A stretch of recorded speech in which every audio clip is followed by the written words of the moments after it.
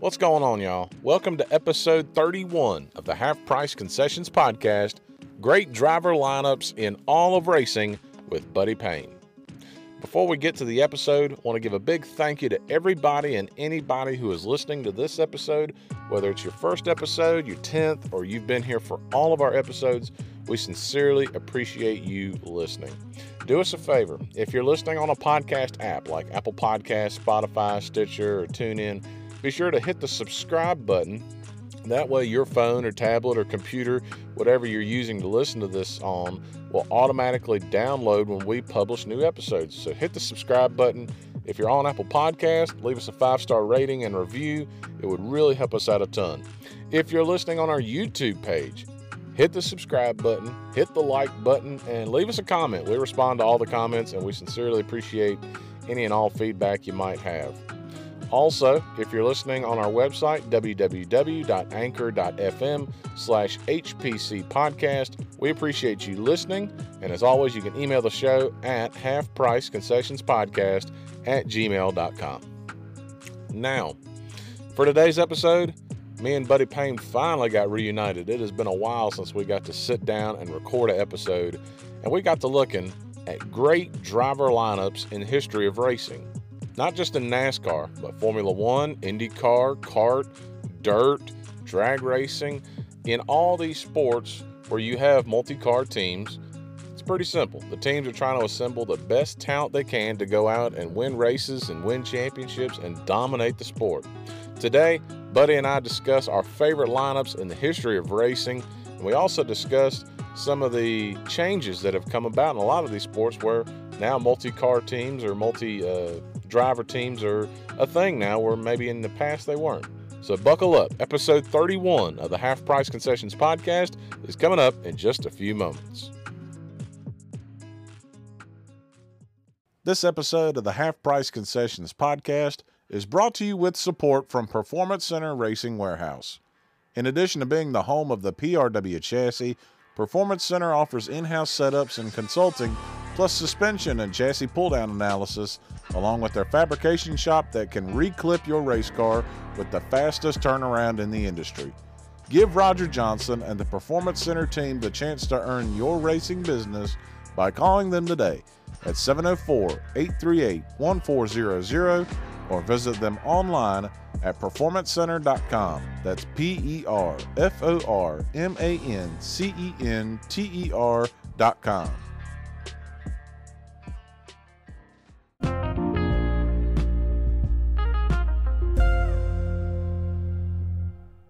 Welcome in once again to the Half Price Concessions podcast, and once again reunited, and it feels so good with my boy Buddy Payne. This has got to be the longest we've gone without seeing each other. It's been quite some time, yes. You've had a lot going on. The coronavirus has been going on. It's just been a really busy, crazy time. It has been. Nothing we've ever seen like this before, that's for sure. I know you told me, we were asking each other about work and checking on each other, and you were like, man, this is right in my alley. Now everybody's at the house running their units. That's right. And you're an HVAC man, so you bound to be getting some calls. Yeah, this is the first time in my life I've been called essential, and I'm definitely, it's helped business for sure.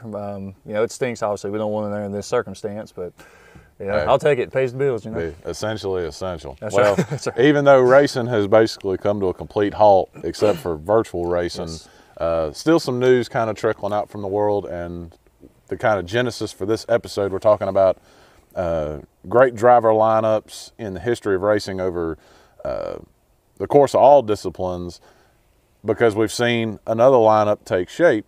Your favorite team, your favorite driver, Scott Bloomquist, yes, who builds race cars, has a few drivers. It's a small stable of drivers, and now they've welcomed in another, I wouldn't call him national. He's nationally known, yeah, but a very powerful regional driver in Shannon Babb into Team Zero. So kind of add another layer into the fold. And that was, huge news to hardcores like you and me, because Shannon Babb is, if Shannon Babb ran nationally, it'd be a heck of a show. But where he runs with the Hell Tour and regionally, I mean, he's a heck of a name. So to add him into Team Zero, just as a Bloomquist fan, what did that mean to you when you saw that come out? Well, it's not a big surprise because they have had a long history and relationship together. Several years back, I believe it was with the Dave Despain interview, and it might have been one of the different ones, but and Scott gets asked this a lot, but about the young talent coming up, because when Scott came in as the young talent, the California kid, he wasn't your atypical dirt racer, and he just kind of turned dirt racing on its head and was a huge innovator. And so he gets asked a lot, what's the batch of young drivers we have out here? Who do you like? If you could put somebody in your car, who would it be? That's another big question he gets. And his answer was always Shannon Babb. And he just likes his driving style, the way he takes care of equipment, the way he puts the man hours himself into his own rig and stuff. So, but no, I was surprised, honestly. I know I just said I wasn't surprised, but I was honestly surprised that he chose to go from Rocket to Bloomquist, because Shannon Babb's driving style fits more of that Rocket chassis than it does a Bloomquist chassis. That rip the top. That just throw it on the cushion. And with all the tracks that he's hitting on this Hell Tour stuff, you got a lot of bull rings, you got a lot of those Midwest tracks where you have to be pounding the cushion down. And Bloomquist cars just aren't built for that. Not saying that they can't do it, but they're just not naturally set up for that. And then Babb, of course, running for Bloomquist at Eldora last year. He had flashes of success there, but he wasn't able to put a complete weekend together. But nonetheless, man, I'm happy for it, man. I've always enjoyed watching Babb. I don't pull against him. I can't necessarily say I pulled for him, but he was always enjoyable to watch. But now that he's in the fold, man, it's going to be fun to see what he can do. Now you can buy a T-shirt. That's right. So we got to thinking, or more specifically, you got to thinking about great driver lineups over the course of history. And it's funny because in different disciplines of racing, sometimes that means like an actual teammate that's in the same building. Mm-hmm. And other disciplines, it means the guy that's running the same chassis. So from discipline to discipline, it's pretty different on each one. And some of them, you can tell which one is like the A driver and which one's the B driver and which one's like the D driver that kind of just got the tag along. It's funny how different disciplines work this. Yeah, and in certain disciplines, it's sponsorship too.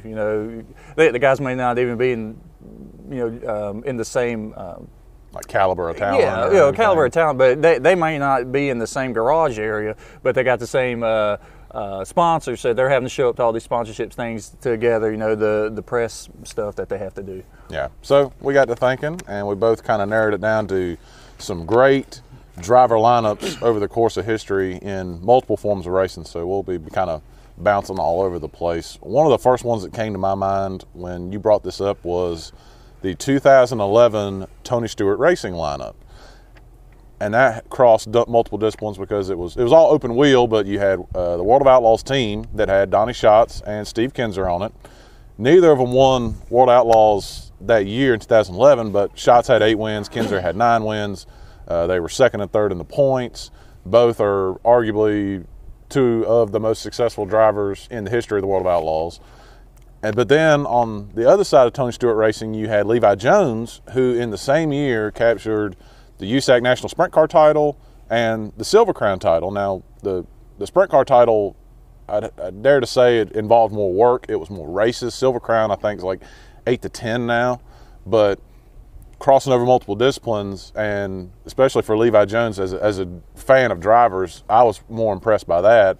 But just having those 3 names all in the fold at the same time, Levi Jones, Donnie Schatz, and Steve Kinzer, to me, I'd have been like, oh gosh, like if we could go race go-karts behind the shop and I would have a time watching these 3 wheelmen, just incredible talent all at one time under Tony Stewart's banner. I mean, he's had Brian Clausen, he's had Bobby East, he's had a lot of different guys, but that particular year to me was kind of the first thing off the bat I thought of was what an arrangement of talent at one time. Yeah, as a Steve Kinzer fan growing up, I was very, very surprised when he decided to go run with Tony Stewart, or for Tony Stewart, I guess I should say, and being on the same team with Donnie Schatz, because they were, at that time, I guess you can call them rivals a little bit, because you have like Steve, the old king, and Donnie's, the new king, and Donnie's doing things that we saw Steve do as far as the crazy amount of wins and championships in a row and stuff like that.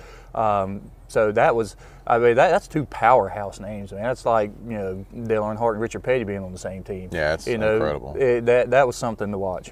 All right, so what's one that came to your mind when you were coming up with this idea? I'll stick with the dirt stuff, and I remember just for where we live, we don't get to see a whole lot of the big block modifieds, the Beast of the Northeast, the Super Dirt Car Series. So when they first started coming to Charlotte as a part of the World Finals, a lot of that was new to me. Like, I knew other series and I knew a handful of drivers that you just heard or read about and stuff, but I just remember the Gypsum Express cars, like, always being up front. And so, you know, that obviously sparked an interest back then. And then as the media and the pay-per-view and the streaming stuff came more available, and now I can keep up with it a little more. 2008, that lineup for the Gypsum guys, you had Billy Decker, you had Larry White, and you had Pat Ward. All three, that's solid. All three who are still racing today, and it's kind of a shift in the, you know, who's the better right now. But in 2008, this is Larry White's rookie campaign with the Super Dirt Car Series, and he, of course, wins Rookie of the Year, 5 wins on your rookie campaign. Billy Decker wins 10. Now, this is just big block races. Now, these guys, they run up Northeast. You know, you have like your sanction races and, you know, a handful of tracks that run these kind of cars every week, or they'll throw the 358 in and go run a sportsman race somewhere. It's the same car, and they're all for the same team. And then Pat Ward that year, between the two sportsmen and big blocks, he wins 12 races. Wow. So you have the champion, you have the Rookie of the Year, you have the most wins on the tour, and I mean, it's still a very successful team to this day. Statistically, I'm not just saying this because I pull for the guy, but Larry White is kind of the leader of that team now. I mean, you just saw how dominant he was at Speed Weeks, winning, 3 out of the 4, I believe it was, down there, and the Big Gator and all. So they were kind of more tied together on the sponsor. They're tied. Well, Gypsum. Did they own the cars? Yeah, they own the cars. Okay. Yeah, so they're under the sponsor, but they're all getting built in the same, you know, place there. And they've branched out some, doing some chili bowls, some midget stuff, and all. So that's one of those kind of de facto teammates because y'all have the same sponsor, but technically you're getting the cars built, you know, all under the same banner there as well. It kind of reminds me of in local drag racing and tractor pulling, all those Galat Motorsports cars and tractors that you would see. Mm-hmm. I'm sure they all weren't in lock and step, but they were all under the same umbrella. And my opinion, the Decker and White, they have like pretty much the same paint job and all that stuff. So that's your team. Pat Ward's kind of an outlier, but he does have that sponsorship, so he's kind of like brought into the fold a little bit. Hey, ain't no sponsor like old Buzz Chew Chevrolet. Right. That's right. Sticking in the dirt vein, I thought back to, I don't know if it was 2010, 2011, or 2009. I could not get the year right for Team Zero. And this was kind of, I'd hearken to say, the most cars that Scott Bloomquist race cars had out at a single time, but it all tied into that iconic T-shirt you and I both had because both our drivers were on it. At one time, Scott Bloomquist had himself and Chris Madden, which that's enough right there. Yeah. Then you had Jimmy Owens, Steve Casebolt, Shannon Buckingham, Tyler Reddick, Dan Schleeper, and I'm sure I missed somebody on that list, but that was a lot of talent at one time in the Bloomquist cars. And as time went on, a lot of them jumped to Rocket or Barry Wright or wherever they went. And some of them started to come back. But at that particular time, it was like even around here, I remember Kenny Compton was running a Bloomquist. Mm-hmm. And even though that was the most cars Scott had out, if you went to a weekly or regional show and saw somebody that had a Bloomquist car, it immediately caught your eye because he was probably the only one in the pits that had it. Right. It was not like Rocket and all these other ones that were a little more mass-produced. Yeah, and I think during that time for Scott, you had more of your not national tour guys, but your guys that branched out more versus, like you said, you know, one that's only running 1 or 2 tracks typically. But, I mean, you throw in, you know, someone like Eric Jacobson that ran with him during that time. I forgot about him. The Earth Shaker. Yeah, that's right.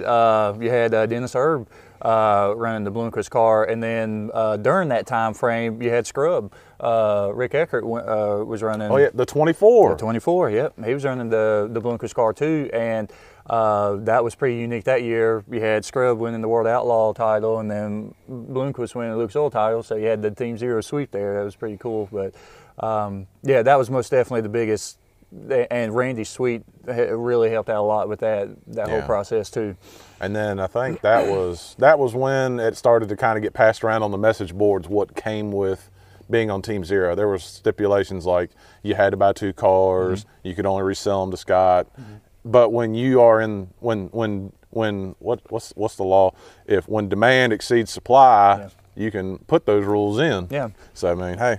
Scott's always been a secretive guy. You know, he was one of the first to throw the blanket on the back of the car. Didn't want nobody looking behind it stuff. So, honestly, again, I'm not saying this because I'm a fan, but I don't blame him, because you don't want to pour your design, the amount of time and money that you spent designing this thing for somebody to buy it, and then, you know, a rival see it, and well, there just went all of your, you know, little nuances that you developed to make this chassis unique to you. It's intellectual property. Indeed. So that's my second one, Bud. What's the next one that comes to you? I am going to shift out of the dirt discipline. The dirt stuff's a little more challenging, because you have now, you know, you can't say Team Longhorn, because there's 100 Longhorns out there, or Team Rocket and stuff. I mean, you got your house cars and stuff.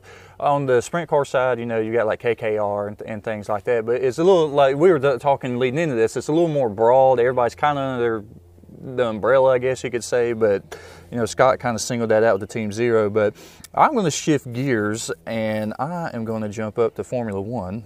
Okay. And we're going classy. I'm going classy. That's right. I'm going from the dirt to my yacht here. I'm going Formula One, and really, you could say probably the first, I don't know, 4 or 5 years, starting in 2000 on up. But I singled out 2002 for, you know where I'm going with this, Ferrari. Yep. And I mean, that lineup with, you know, Michael Schumacher's in the middle of his heyday, really, right there. And then here comes my Alamance County attempt at this, Rubens Barrichello. Yep, that's pretty darn close. Okay. We're going with that. Schumacher and Barrichello. But that 2002 season alone, the stats are ridiculous. They, as a team, Ferrari, they win 15 of the 17 races. They go 1-2 in the points, Schumacher winning, obviously. Their points total at 1-2 combined was more than the entire rest of the field combined in the Constructors' Championship there. That's insane. Yes. And they had Marlboro on the side of the car. Marlboro, yeah. They had Schumacher finished in the top. His worst finish was third. He finished in the top 3 in every single race during that year, and he clinched the title with 6 races left on the calendar. And I mean, obviously Schumacher's, you know, spearheading that team with 11 wins and all the stats I just mentioned. But Barrichello, 4 wins that year. I think it was 10 podiums for him. So I mean, he's not a slouch. You know, he's not the bench warmer down there. Like he's putting in the effort too. That one actually, when you and I talked, we had a slight misunderstanding of what we meant by this, and I was thinking driver team combos, and my Formula One was Michael Schumacher and Scooter. Golly, my accent. Ferrari. Just go with Ferrari. I don't need to say his first name. But listen to this stat. This one got me. From 2000 to 2004, Schumacher and Ferrari won the 5 world championships in a row. In total, Schumacher, Ferrari won 56% of the F1 races over a 5-year period in the highest form of motorsports in the world. They won over half. At 1.2 of those years, his average finish was a podium. That is stupid. That's stupid good, man. That's stupid. I know it gets tough right now seeing Lewis Hamilton win everything, but my goodness, you can't complain about that if you're not going to say nothing about Schumacher winning it all too back then. Schumacher's was, I dare say, more impressive because even though it is the most technologically advanced race car out there at that time, they're trying a whole lot more than necessarily the rules and regulations were a little more loose, I guess we can put it that way. Yeah. So they were able to put a whole lot more effort into things back then than they are now. Now they're starting to get boxed in more and more and more. They're almost getting near NASCAR. Well, you saw with the during the preseason testing with the steering wheel design for the Mercedes. They come out there and I think it was like they're 2-3 tenths quicker than everybody else. Can't run that. Can't run that steering wheel where you pull it back and it. I mean, you know. I love innovation. That's the thing. It's like usually someone gets innovative, and then the what do you call them? The gate checkers, the gatekeepers come in and say, no. Also known as the teams that don't have enough money to keep up with those guys. Exactly. So it's like I guess it's checks and balances, man. Because if you can't afford to innovate, then you got to kind of keep it fair, but also you don't want to put too many restrictions on there. So that's a tough spot to be in. It's kind of like, last point on it, the T-Rex car that Jeff Gordon won the All-Star race with. And, I mean, he was leaps and bounds better than everybody. And there's a famous meeting where Ray Evernham went in with Bill France Jr. and they told him, don't bring that race car to the track no more. And Ray was defending himself. He said, there's nothing illegal on that race car. Yeah. And Bill France said, it will be on Monday. So you got your checks and balances. That's right. I'll come back to asphalt, okay, circle track more in a minute, but I'm going to go drag racing on my next one. And it's one that's actually, it's current for the time. I think this is the last year this lineup will be. Pro stock NHRA drag racing, and I went summit racing. Okay. Jason Lyon and Greg Anderson are their two pro stock drivers. Now, they sponsor Tim Wilkerson and Funny Car and some other cars, but just in the pro stock, Jason Lyon, 3 world championships, 49 career wins. Greg Anderson, 4-time world champion, 94 wins, in a class that we've started to see some changes. Well, there's always been changes, but here recently it's getting a little more restrictive. But the pro stocks, they might not be as fast as the nitro classes, but I think honestly it takes just as much of a driver to drive that car as it does a funny car or a top fuel car. And Jason Lyon and Greg Anderson, when if you're watching an NHRA race in person or on TV and you see a Summit car come to the line, that's going to be something if you beat that car. Oh, yeah. And both those drivers, it's pretty equal, I think, on talent wise. Yeah, absolutely. And pro stock, I think, is probably the most competitive of your big four on the NHRA stuff. It's probably the most competitive as far as closeness, because those cars are pretty darn close, and you can argue that it's more talent to drive those cars because, well, it's easier to shift now, but back in the days when you had them Linko shifters, man, you're having to, snatch the handles, going through. You got to take your hand off the wheel. You have to take your hand off the wheel. The shift points in those cars are so critical, man. I mean, obviously you have a shift light and everything that's telling you when to do it, and a lot of it's computer controlled these days, but you got to hit those shifts right. Whole shots are huge in pro stock, as we've seen many times, but them big old fat tires, whenever they raise up, you don't have much downforce at all. That's why most pro stock wrecks happen towards the end of the strip, because that's when the car's the lightest and has the least amount of weight on the rear end of the car. So they're fun to watch, man. I'm more of a pro mod guy, which is very pro stock similar, but yeah, they're fun to watch. And like you said, the Summit Racing guys, man, I like Jason Lyon. He's one of the few drag racers that has some good personality on every interview, not named John Force. Yeah. I remember watching those guys run the old IHRA Nitro races down at Rockingham. They would show up down there. If I'm not mistaken, they still test and tune down there a lot. But I think also for me, it's the accessibility of the class. Yes. Like I could go to Piedmont Dragway. I will never see an NHRA Mellow Yellow, whatever the series is called, race at Piedmont Dragway. But I could go there and watch local to regional pro stock guys. I could go to Rockingham and watch them. Whereas those top fuel cars and those funny cars, you're only going to see those really. They don't do like John Force used to do the match races all across the country. They just don't do that anymore. Well, you're not going to. Well, those cars, you're not going to be able to run them on the 1/8 of a mile track anyway. That's true. And they still run 1/4 mile. Yeah. Everybody else, the top two are 1,000 foot. Yeah. So they're still the old school 1/4 mile. Yeah. You're not going to go to. I remember as a kid seeing alcohol funny cars at Piedmont, but you throw a top fuel dragster out there, my goodness, by the time he does his burnout, he's going to be throughout the whole, that's an 1/8 of a mile right there. But yeah, I remember when they were pumping some money into those big dog races at Piedmont, and you had like Jed Coughlin come show up. Matt Hagan was still running a pro stock then. He'd come show up, and these races were $40,000 to win, like the championships and stuff, and they were showing up. And so it's the same cars, like you said, you got to see on TV. I'm sure there's minor things they had to do rule-wise, but it's basically the same setup. That was pretty cool. Yeah. So that was my foray in asphalt. You've already gone Formula One. Where's your next go-to on this lineup? Well, you know what? We're going to stick with Team Marlboro here, and I'm going IndyCar. Cowboy Killer Motorsports, baby. That's right. The old Surgeon General Warning race team here. I'm going IndyCar / kart, I guess, if you want to throw that caveat in there. 1994, Team Penske, man. The iconic Marlboro open wheel cars there. You had your driver lineup there. You had Al Unser Jr., Emerson Fittipaldi, and Paul Tracy. Boy, that lineup is hard. I mean, two most definite Hall of Famers. I guess you could argue Tracy. In my opinion, he should be. But I mean, just a solid lineup.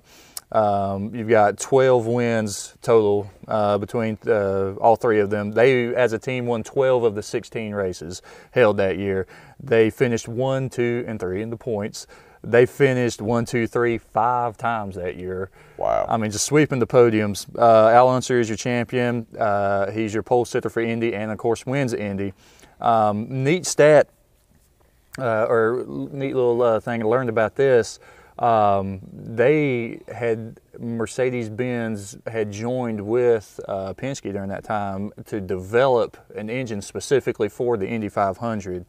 And they, I guess, got it approved because that's what they had in the cars to win. And this thing was dynoed at 1,000 horsepower. Oh my goodness gracious! And it was like I didn't write it down. It was either a 2.4 or 2.6 liter turbocharged with V8. 1,000 horsepower. Good. And of course, I mean, Mercedes-Benz, my goodness, you know, you see what they're doing on the Formula One side. They're, you know, top tier right there.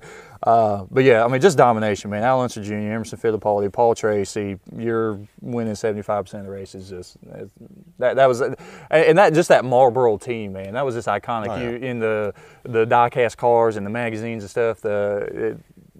Of course, you know, not being around any longer, but between them and F1 at that time, man, Marlboro was definitely pumping the money into it. I guess it was their response to how much money R.J. Reynolds was spending in NASCAR. Yeah.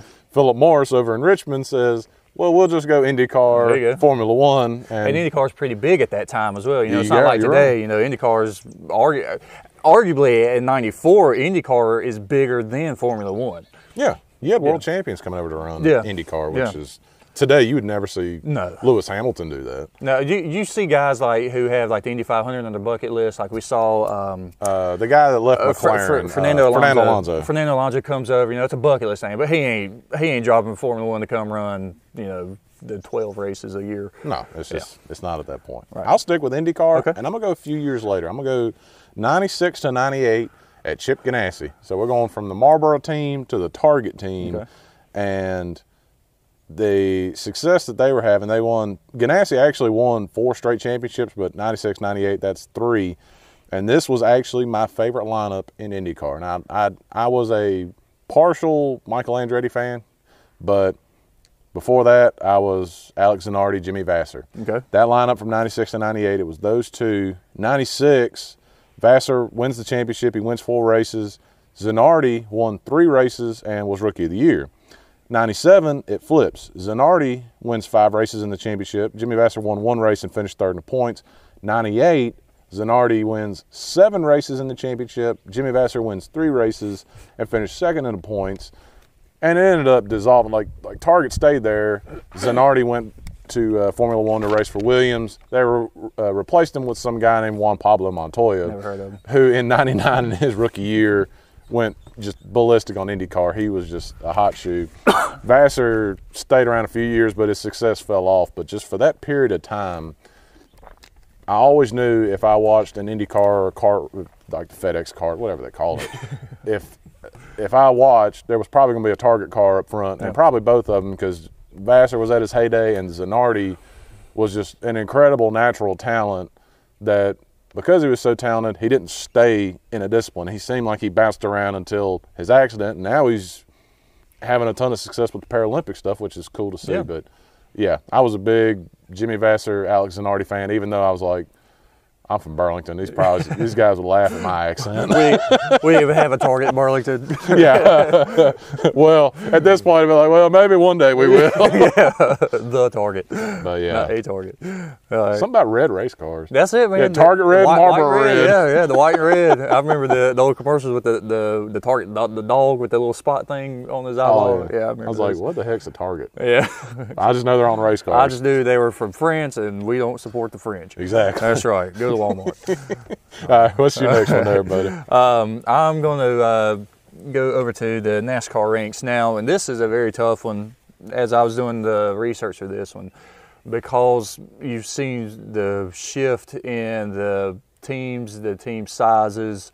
have the amount that the teams are able to put in themselves versus, nowadays you've got, pretty much one supplier for every manufacturer, it almost seems like. So that was a tough one to kind of narrow down, because you saw like early 70s, in the early part of the 80s really is when it started to shift. It was one man, one car, and then you started to see guys like come in and started just being strictly owners, and they're branching out with 2 drivers and then 3 drivers, and then my goodness, we got all the way up to what, 6 at one time with Roush, 5 or 6. I think Roush had 5. Yeah, that's when they brought that rule in. Yeah, they capped him at 5, and then now it's kind of a little bit smaller, but again, you got the same manufacturer and all this stuff pumping them in. But with all that being said, this is not a greatest of all time kind of conversations. I hate those anyway. This is just great teams and iconic ones to me personally. And the first one I went with was from 1999 to 2002, Joe Gibbs. Okay. You had the dynamic duo of Bobby Labonte and Tony Stewart. During that time, during this stretch, you had Bobby Labonte with 13 wins, Tony Stewart with 15 wins. Bobby Labonte, 56 top 5s, Tony Stewart, 54 top 5s. Bobby Labonte, 77 top 10s, Tony Stewart, 87 top 10s. 8 poles for Labonte, 6 for Stewart. And during that stretch, during the seasons, you had Bobby finishing 2nd, 1st, 6th, and then of course 16th. He had the bad wreck that year, but 2nd, 1st, 6th, and 16th in points. And Stewart's 4th, 6th, 2nd, and 1st.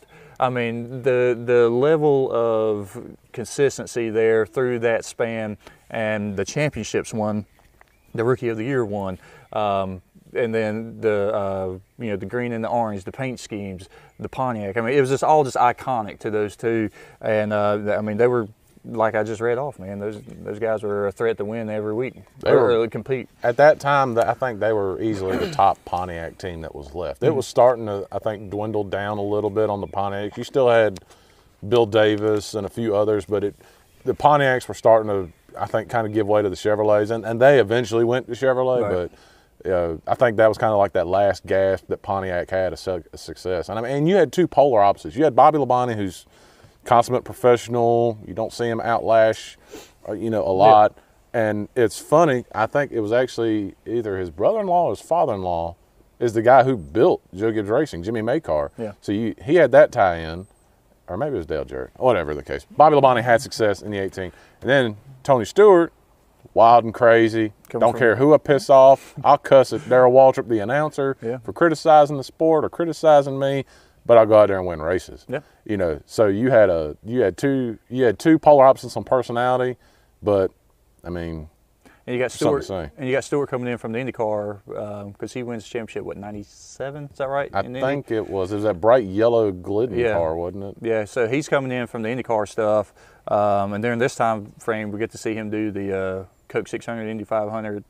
Yeah. In the one day and stuff. So, yeah, kind of polar opposites, man. You don't see like these two guys, going to be hanging out anytime soon. No, they're not drinking a beer anytime soon. Yeah. So that was one. I'll come back to another one if you'd like to do a different one now. Sure. I'm going to go NASCAR one, and just like you said, not a greatest of all time by any means, but just one that I found iconic. And like you said, the 80s was when you start to see, there's that scene in Days of Thunder where they bring in a second driver, and there's that confrontation where the guy's like, you got 2 race teams, that's too many. Yeah.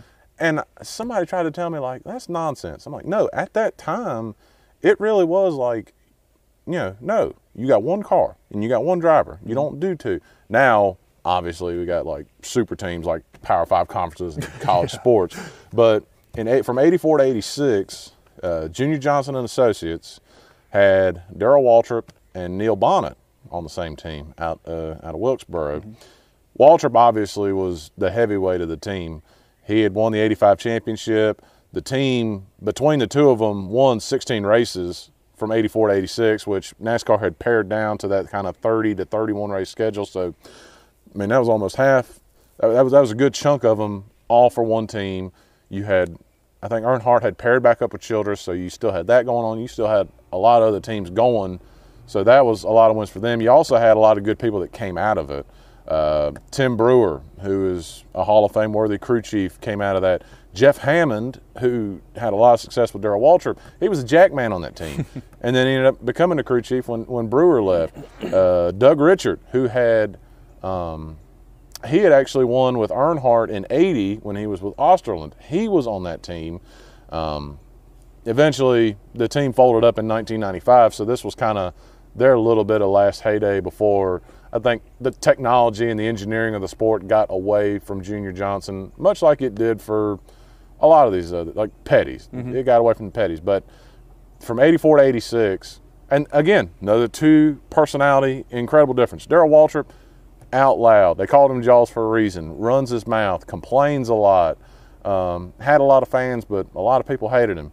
Neil Bonnet, everybody loved him. Oh, yeah. You'd be hard-pressed to find anyone in the 80s that didn't think, oh, Neil Bonnet's a cool guy, comes from the Alabama gang. Right. But to me, that was just a really cool, iconic team, and it got cut short because Neil had his accident and was just never the same again. But that was, that was kind of, at the time, incredible because, like you said, the mentality was one car, one team, one driver. This two-car mess is for the birds, and Junior Johnson kind of went out there and made it work. And that's during the boom of NASCAR, as you're starting to see some big money sponsors come in. The purses for these races are going through the roof. The stands are full, and I mean NASCAR is booming at this point. So you could afford to run the second team.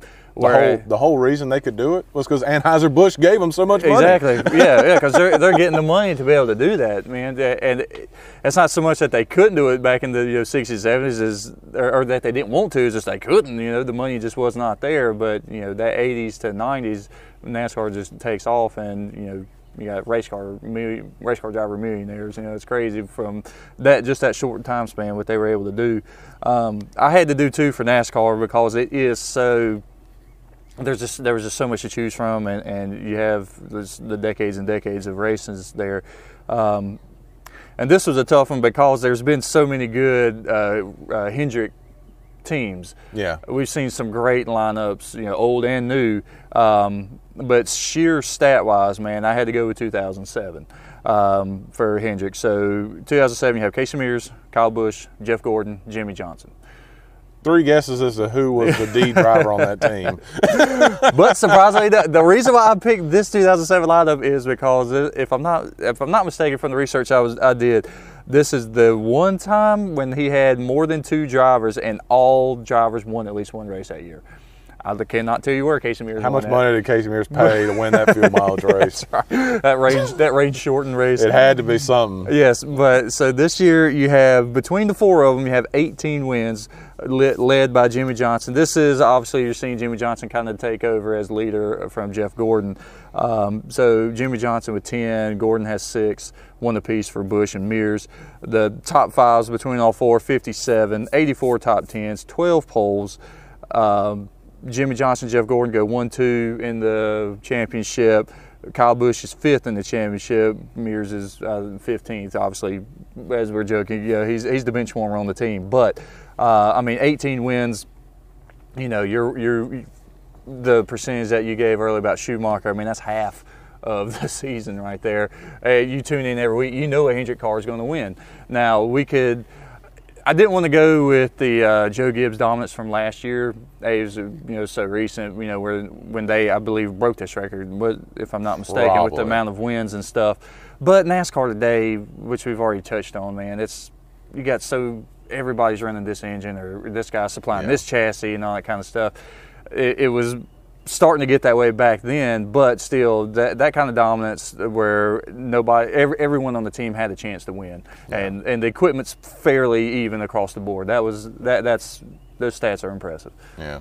The last one for me I wanted to mention was Formula One from 2013 to 2016, Mercedes.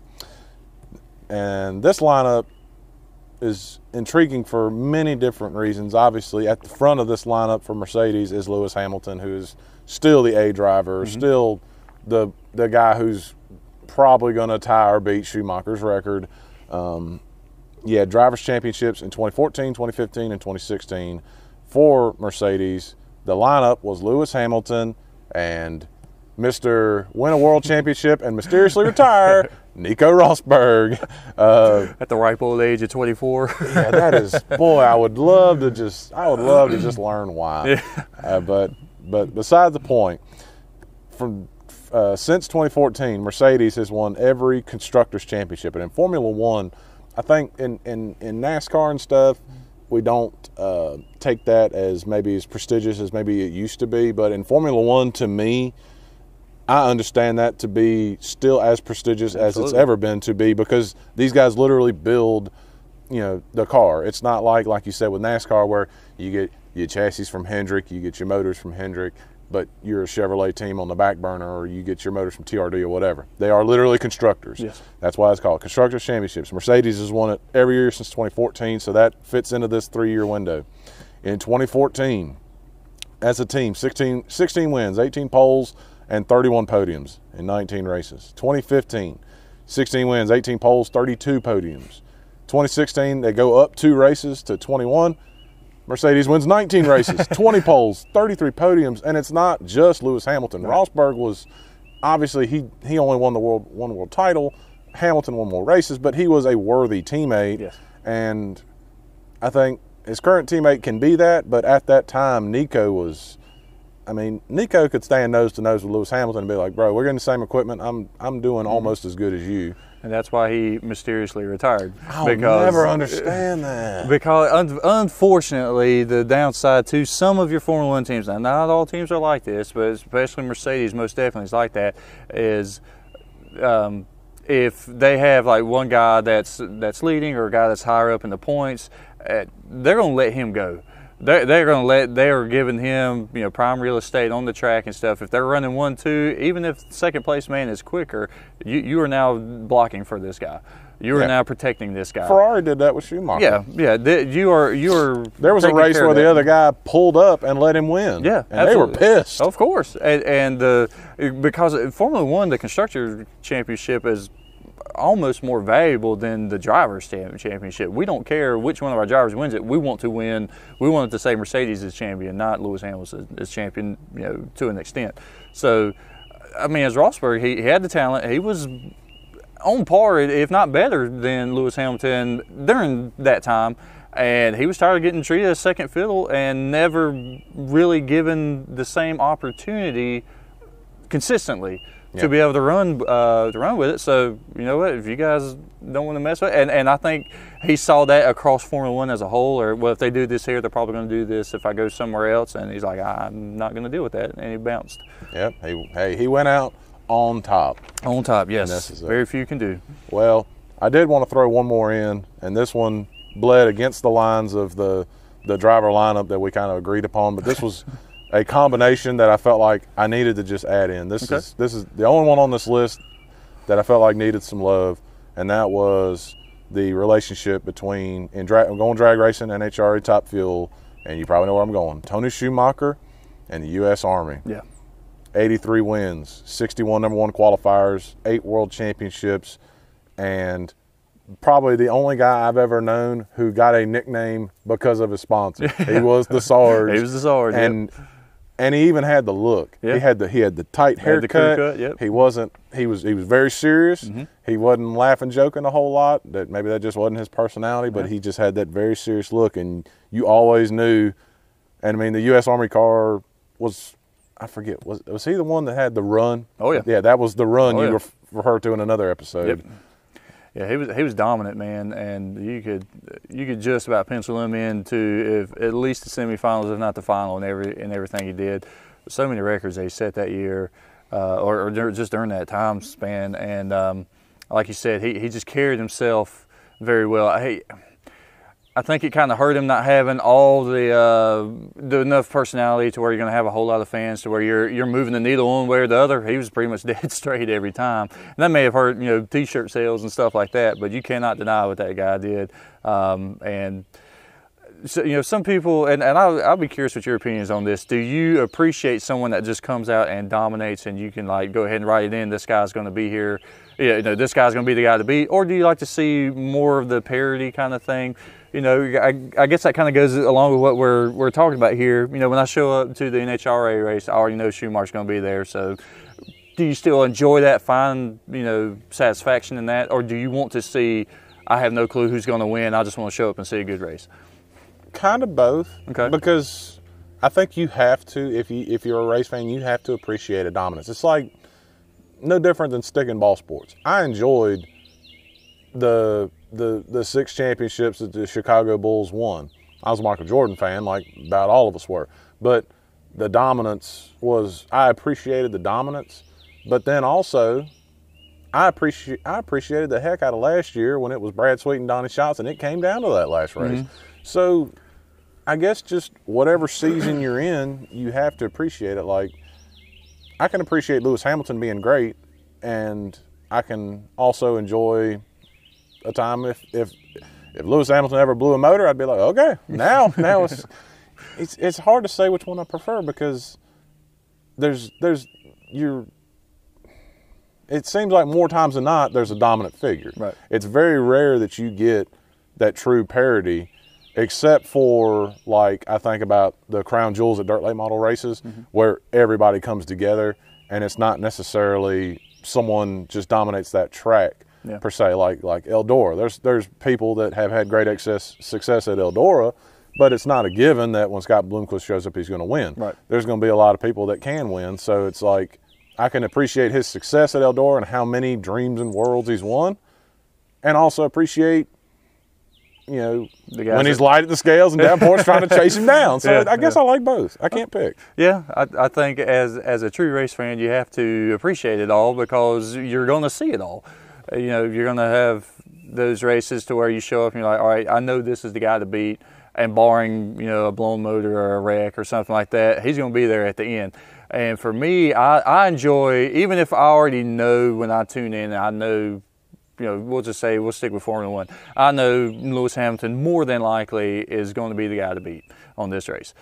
I enjoy watching the other guys try to beat him, in the sense to where realistically they're not going to unless something were to happen, but I enjoy watching how hard they drive, how much effort they're putting into the car, the chances and the risks that they're taking and things like that. And maybe this week they got beat by 8 seconds, but last week they got beat by 15 seconds. So they're making gains and stuff. So I enjoy that aspect of it too, just to see, you're making everyone have to work harder and push harder, the dirt stuff, man. Bloomquist is kicking tail, and then here comes the Rumley guys, and they're like, holy crap, blow everybody away. But look at dirt late model racing as a whole now. Everybody's catching up or has caught up, and so it's not necessarily the whole dominant figure again. Yeah. So there's some ebbs and flows with it. So I was just curious, because some people's like, oh, I ain't going to watch this because I already know he's going to win, or he stinks up the show, and this guy stinks up the show.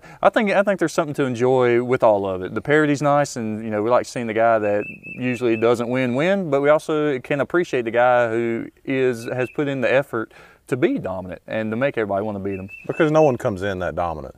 There was a time when they came in and they were green, sure, and they worked up to that. Like, Donnie Schatz did not come out of the womb winning 20 races a year. It took him a while. He built up to it. Yeah. I'll get your take on this one then. Okay. We talked a lot about the NASCAR model, and I think you and I both agree we do not like the way it is now, where it seems like you've got like 4 power teams and everybody buys their parts from 1 or 2 people. Right. I'm a fervent believer that it was way better in the 80s and the 90s, when people did their own motors and they built their own bodies and their own chassis. Not to say like buying something that you think is better is bad, but it just seems like there was way more room for innovation, whereas now everybody, like you said, the supply chain got really small, where everybody just bought from 1 or 2. I really think it hurt the sport. Absolutely. I really think it did. Yeah. What do you think? Yeah, absolutely it did. I think that it had a lot of effects to it. I think it turned away your fan base that was your Saturday morning shade tree mechanic, because in those 80s, a lot of your drivers and a lot of your teams and your crew chiefs were those kind of guys. They're your blue collar, you know, putting in the hours every week, and then they fix their own stuff. They build their own stuff. When you went to the local racetrack, you saw guys who took this car out of the junkyard and was able to put his own engineering, I guess you could say, into the car and go out there and race and have fun. And that was his passion and drive. And I don't know if they still do it, but I remember they used to do the engine builders used to have the competition. Yeah, the troubleshooting. Yeah, they had the troubleshooting thing, and then they had the competition where they had to throw whoever could put the engine together the quickest and fire it up. Like there was pride in all that kind of stuff. Whereas now it's, you can't touch half the motor. Everything's sealed up. You're buying it from someone else. Me personally, I'm not going to trust, if this one guy is selling to 10 of us, I'm not going to trust that mine's better or worse than guy number 10 that just bought his. How do I know that all this stuff is equal? Did he get the better part? Did I get the worst part? Does he got 10 more horsepower than me? That kind of thing. There's a lot of negativity comes into it. I see the financial side of it, and I understand that part, and sadly the sport is to where we're having to go that route. I really do hope that they can open it up to where the innovation can come back into it, because that makes guys like me appreciate it more. If I can just go to the store and buy it and slap it on, if anybody can do it, then it doesn't stand out. It's not unique. But if I have to spend time in the shop and develop it and put it together and dyno it and test it and then put it in there, and I go out there and kick your butt with it, there's so much more pride in that. I thought about that one. I listened to the Dave Marcus episode of the Dale Jr. podcast, and as a casual fan, Dave Marcus is in the back. He's in the way. Yeah. From the 90s on. But now I look back and I'm like, you know what? Dave built his own car. Mm-hmm. He handled his motors. If he did buy things, he didn't buy much because he didn't have a lot of money. He got help from like Earnhardt and other guys, but he didn't have much at all. But it was all his. Yeah. And even if he wasn't in the top 20, at least it was his. Yeah. And I can appreciate that pride that he had. And I mean, he had times when he drove for other people, but like that was the days when teams were 7 guys. Yeah. And that was the team, the pit crew, driving the truck, everything. Oh yeah. Now it's the pit crew flies in on Sunday.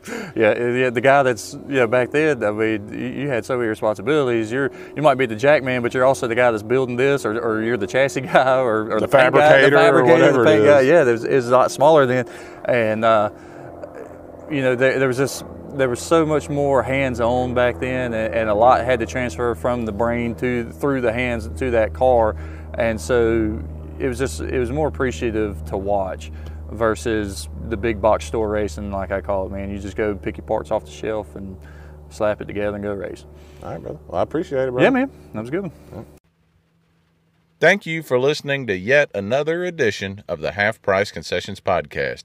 Be sure to subscribe to our podcast on Apple Podcast, Spotify, Stitcher, TuneIn, Overcast, Himalaya, Castro, whatever podcast app you're using. Please hit the subscribe button. If there's a section to leave us a rating and review, please leave us a good one. It would really help us out a ton. Also, if you're listening on our YouTube page, hit the subscribe button there. That way, you'll get notified every time we put out new episodes. Also, you can email the show. The email address is halfpricedconcessionspodcast@gmail.com. You can email us questions, concerns, ideas for future episodes, anything and everything. We'll definitely respond to it, and we just appreciate you listening. Also, if you have friends or family who want to listen but don't want to go to YouTube and don't have a podcast app, you can listen to every episode on our website. That's www.anchor.fm/HPC podcast. Thank you for listening. My name is Tyler Williams, and I hope that you have a great day.